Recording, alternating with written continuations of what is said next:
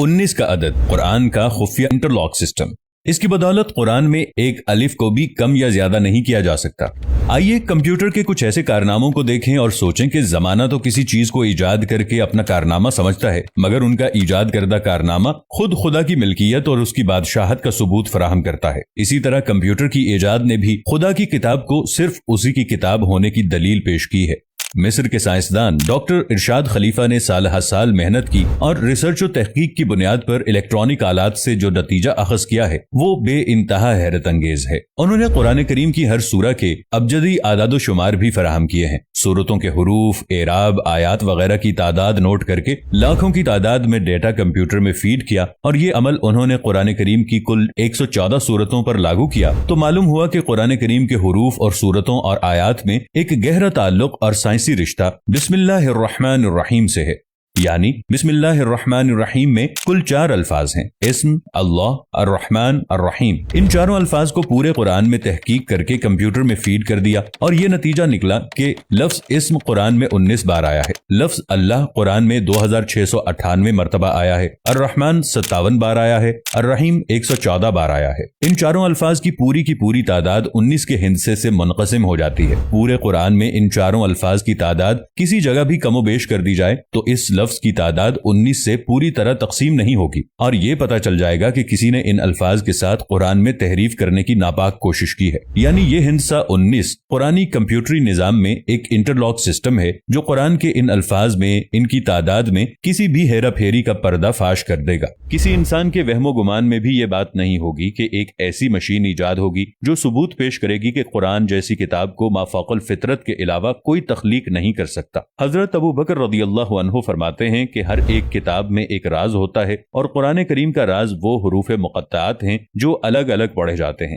جیسے الف لام میم ہا میم قاف نون وغیرہ۔ 19 کا یہ ہندسہ جس کے بارے میں ہم بیان کر رہے ہیں، یہ بذات خود قرآن حکیم کی لفظی ترکیبات کے اعجاز کا روشن ثبوت ہے، اور اس سے یہ سچائی سامنے آتی ہے کہ چاہے جیسی بھی جدید ترین مشین ایجاد کر لی جائے، وہ قرآن کی حقانیت کو بیان کرے گی، کیونکہ پورے قرآن مجید کے حروف ایک خاص حساب کے مطابق ہیں۔ لاکھوں حروف میں سے صرف ایک کا فرق بھی اس کے حساب کو بگاڑ دیتا ہے۔ حساب کی اس حد تک درستی اس دور میں مسلم اور غیر مسلم دونوں کے لیے ایک طرف تو یہ ثبوت فراہم کرتی ہے کہ قرآن مجید 1450 سال گزر جانے کے بعد بھی ہر قسم کی تحریف سے پاک ہے۔ اس ہندسے 19 کے بارے میں خود قرآن کریم میں ارشاد ہوا ہے کہ اس کے اوپر 19 ہیں۔ کچھ علماء نے ترجمہ کیا کہ اس پر 19 فرشتے مقرر ہیں، سورہ 74 آیت نمبر 30۔ مگر یہاں ہندسے 19 کی اہمیت کو اجاگر کرنا مقصود ہے۔ یہ بات بالکل واضح ہے کہ قرآن کریم میں کل 114 سورہ ہیں جو ہندسے 19 سے پوری طرح تقسیم ہو جاتی ہیں۔ اللہ نے اس نقطے پر بھی قرآن کی حقانیت کو واضح کیا ہے، وہ یہ کہ 114 سورہ میں سے ایک سورہ توبہ کے شروع میں بسم اللہ الرحمن الرحیم نہیں ہے،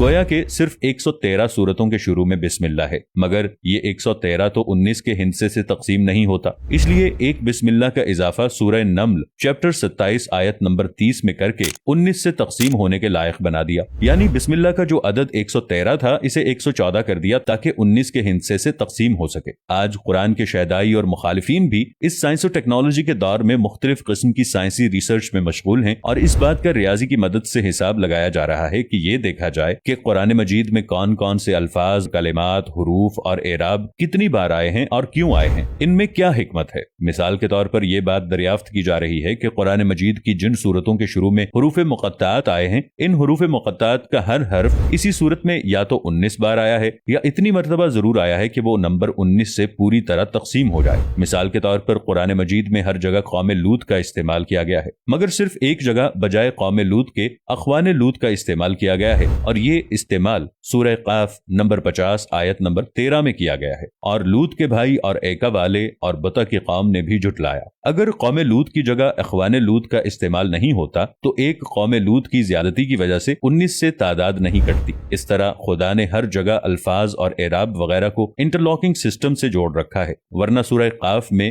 حرف قاف کا نمبر 19 سے تقسیم نہ ہو کر 19 کے ہندسے کو بے اثر کر دیتا۔ اب اگر ایک قاف بھی کوئی گھٹا کر پڑھے گا تو خود آیات پکڑ میں آ جائیں گی۔ اگلی مثال سورہ نون کی ہے۔ اس حرف کا استعمال سورہ نون میں 133 بار ہوا ہے جو 19 کے ہندسے سے تقسیم ہو جاتا ہے، اس لیے پوری سورہ میں کسی بھی ایک نون کا اضافہ یا اخفا کر دیا جائے تو تحریف فوراً फौरन पकड़ में आ जाती है। खुद कुरान की पहली आयत बिस्मिल्लाहिर्रहमानिर्रहीम में कुल 19 हरूफ हैं। एक हर्फ की ज्यादती या कमी कुरान में किसी तरह की हेरा फेरी की पकड़ में मदद करेगी। कुरान में कुल हुरूफ मुक़त्तात 14 हैं और हुरूफ मुक़त्तात के मेल से बनने वाली सूरा भी 14 ही हैं, मगर इस तरह की सूरतों के नाम के एतबार से उनकी तादाद 29 होती है। अगर हुरूफ मुक़त्तात, उनके मेल से बनने वाली सूरतों की तादाद और नाम के एतबार से कुल तादाद को जोड़ दें तो 29 जमा 14 जमा 14 57 बनते हैं और ये मजमुई तादाद 19 के हिस्से से पूरी तरह तकसीम हो जाती है। इसी तरह अगर हुरूफ मुक़त्तात या सूरह मुक़त्तात या इनके नामों की तादाद में किसी तरह भी कमी बेशी कर दें तो इस तरह भी तहरीफ पकड़ में आ जाती है और ये साबित हो जाता है कि खुदा की हिकमत ने कुरान करीम को हर तरह से महफूज कर रखा है और क़यामत तक महफूज रखना है।